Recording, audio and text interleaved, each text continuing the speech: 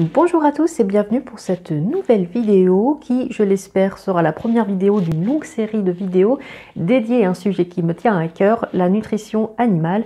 Donc pour ceux qui ne me connaîtraient pas et qui débarqueraient sur ma chaîne grâce à cette vidéo, je suis Estelle et je suis actuellement en 3e année d'études vétérinaires et je m'intéresse depuis environ 1 an à la nutrition animale, qui sont des cours que j'ai dans mon cursus, puis également de mon intérêt personnel avec Clochette. Je vais vous expliquer dans cette vidéo d'introduction pourquoi je fais cette série de vidéos, vous expliquer de quoi j'aimerais bien parler sur cette série et faire une mise en garde qui sera valable pour les prochaines vidéos. Donc on est parti!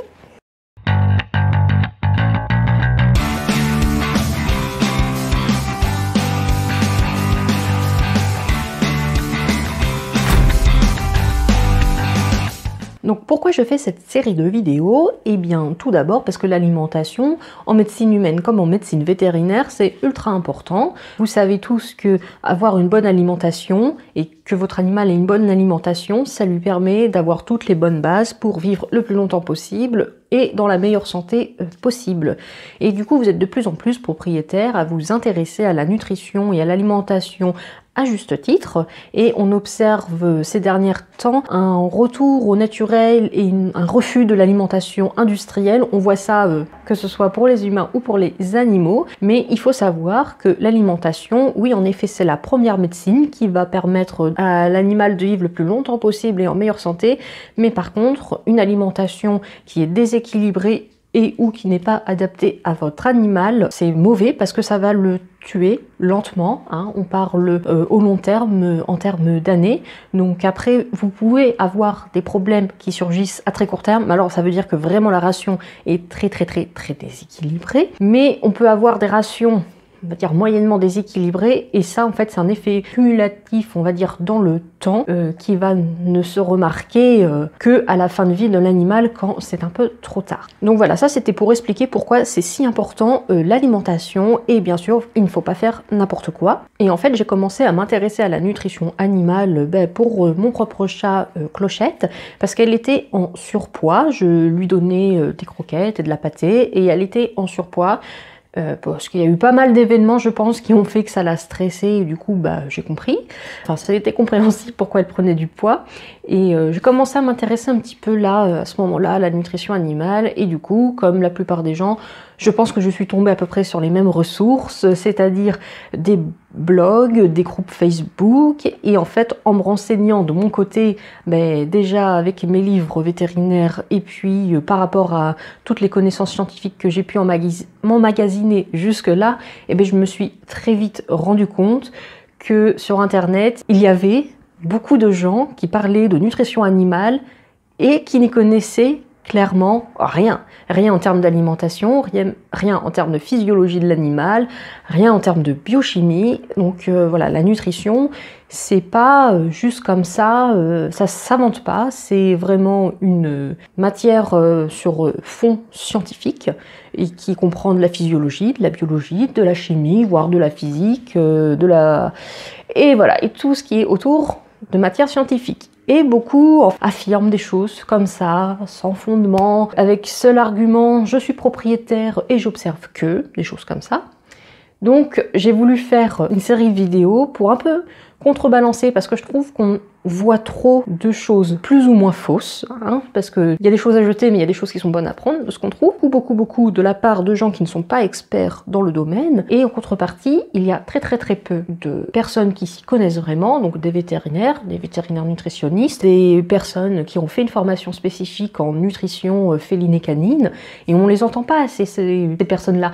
Donc j'avais envie, grâce à cette chaîne, d'apporter ma contribution et de relayer un petit peu ces paroles d'experts qui ne sont pas forcément mis sur le devant de la scène, et également avec les recherches sur base scientifique que j'ai pu mener, vous partager un petit peu, déblayer le terrain pour vous expliquer et contrebalancer, voilà, avec les choses fausses qu'on peut voir. Donc pour ces raisons-là, j'essaierai le plus souvent possible de mettre tous les liens qui sont de sources fiables en barre de description sur tout ce que je vais dire dans ces vidéos. Et donc voilà, sur internet, j'ai trouvé beaucoup de théories un petit peu conspirationnistes de la nutrition animale. Je ne me doutais même pas que tous ce genre de sujet, de polémique pouvait exister avant de m'y intéresser moi-même. Il y a beaucoup d'idées reçues qui sont faites souvent contre les vétérinaires. Alors, déjà, il faut savoir, bon, même si ça paraît évident, le vétérinaire, il est là pour la santé de votre animal. Il n'est pas là pour vous prendre votre argent et empoisonner vos animaux. Ça paraît peut-être très évident, hein, mais je vois tellement de choses qui sous-entendent ça que ça m'horripile un petit peu parce que aucun vétérinaire n'est arrivé là où il est par hasard. Et donc parmi ces idées reçues, voilà, il y a les vétérinaires empoisonnent nos animaux, les vétérinaires sont là pour se faire des sous sur notre dos en nous vendant leurs croquettes.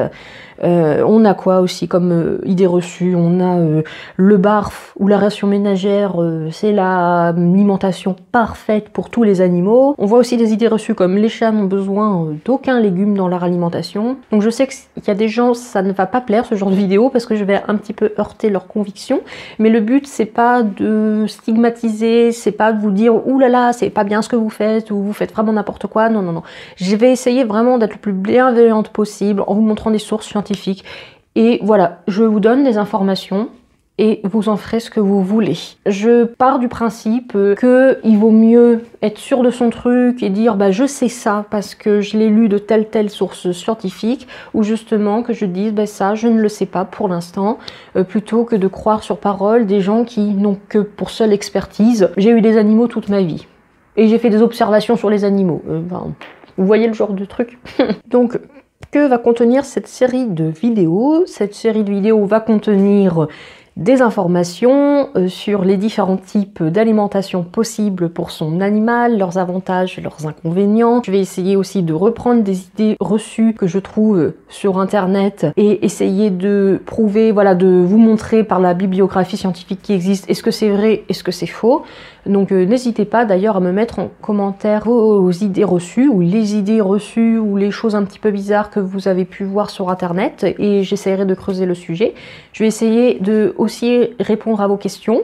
Donc vous pouvez me mettre vos questions concernant l'alimentation animale en commentaire en bas. Donc je ne répondrai pas bien sûr à des questions qui sont personnalisées sur votre animal, mais sur des questions en général. Et j'essaierai d'y répondre autant que possible dans l'étendue de mes connaissances et de ce que j'ai pu trouver. Donc pour les gens qui sont plutôt intéressés pour avoir du conseil personnalisé pour l'alimentation de leur animal, je vous conseille de vous tourner vers un vétérinaire qui s'intéresse à la nutrition, ou mieux un vétérinaire nutritionniste, ou de vous fier à des sites que je vais vous mettre en barre d'infos qui sont fiables, et ça va être des personnes formées en nutrition qui vous proposent des recettes. Donc il faut savoir que ce n'est pas gratuit, mais c'est pas non plus très cher, et je trouve que pour le prix, au moins vous êtes sûr d'avoir une ration qui est parfaitement équilibrée pour votre animal. Et pourquoi c'est pas gratuit? Parce que ça demande un travail énorme avant. Un travail parce que la personne a dû se former, la personne doit continuellement se former sur les nouveautés scientifiques, les nouvelles études, etc. Et puis même si pour ceux qui s'y connaissent, vous pensez que c'est juste un logiciel de formulation, mais ce logiciel de formulation nécessite d'être mis à jour selon les connaissances. Il nécessite aussi de s'adapter au cas de votre animal. Donc ça prend du temps, c'est un service et ce sont des gens spécialement formés pour. Donc voilà pourquoi ce n'est pas gratuit, tout travail se paye. Mais je vous montrerai du coup en barre de description les sites si vous voulez une ration équilibrée, personnalisée pour votre animal. Donc je voulais vous expliquer pour cette première vidéo d'introduction comment peut-on se fier à ce qu'on lit sur internet et ce qu'on peut s'y fier. Donc ça va être valable, on va dire, pour la nutrition, mais en final pour tout domaine scientifique, parce qu'on voit beaucoup de fake news. Alors les gens qui détraquent un petit peu la science, leur principal argument c'est la science n'est pas fiable. Alors si vous vous intéressez sur le sujet, est-ce que la science est fiable ou non, je vous conseille la chaîne La Tronche en Biais, où vous avez beaucoup de discussions autour du scepticisme, autour de la méthode scientifique, etc. Ils vous expliqueront ça bien mieux que moi, mais il faut savoir du coup que oui, les sciences, c'est pas parfait, mais c'est la méthode la plus complète, la plus voilà, la plus complète et la plus objective pour... Donc je vais reprendre ici l'audio parce que en fait j'ai très mal expliqué ce que je voulais vous expliquer. Donc pour résumer, la méthode scientifique présente en effet des imperfections, mais c'est la méthode la plus complète dont on dispose aujourd'hui afin de modéliser au plus près la réalité.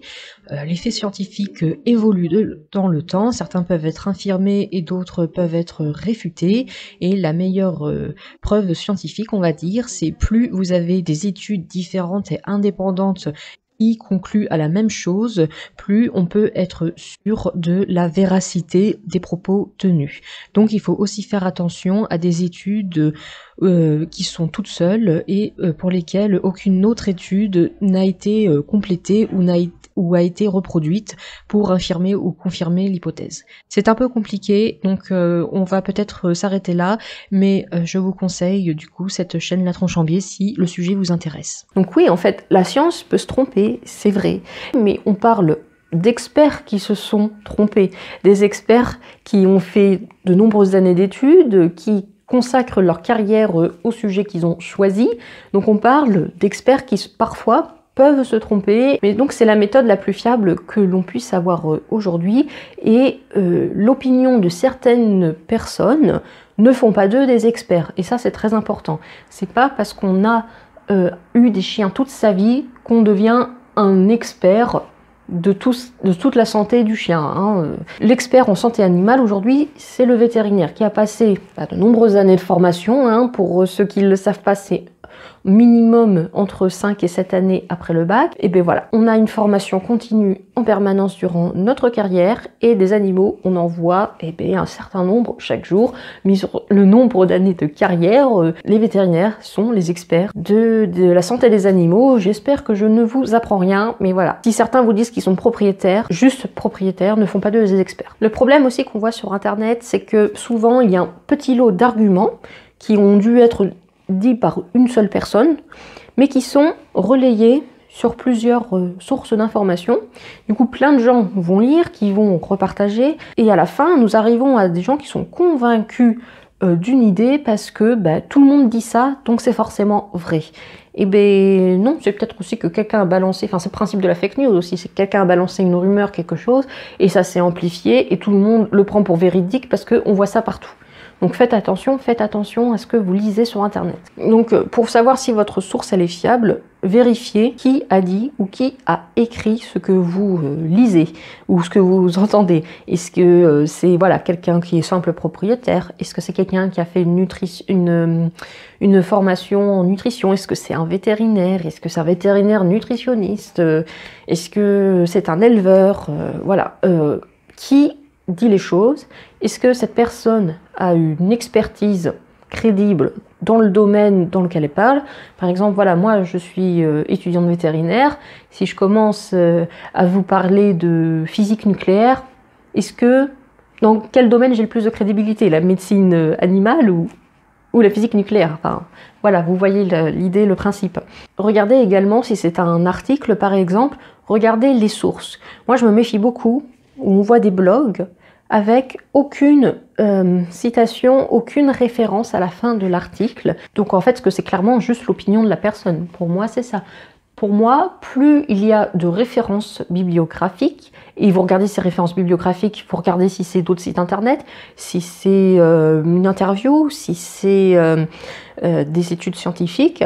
Donc il faut regarder, et pour moi, plus il y a de sources fiables, plus on est en mesure de pouvoir se fier à l'article qu'on est en train de lire. Donc voilà, tout ça pour dire, dans cette vidéo, je ne vais rien inventer, je vais relayer ce que je peux trouver d'intéressant qui soit diffusé. Alors parfois vous allez clairement deviner mon avis parce que je pourrais peut-être sur certains sujets m'emporter un petit peu, mais c'est pas mon intention, je veux vraiment essayer de rester dans la bienveillance, dans l'objectivité. On va essayer, parce que c'est difficile.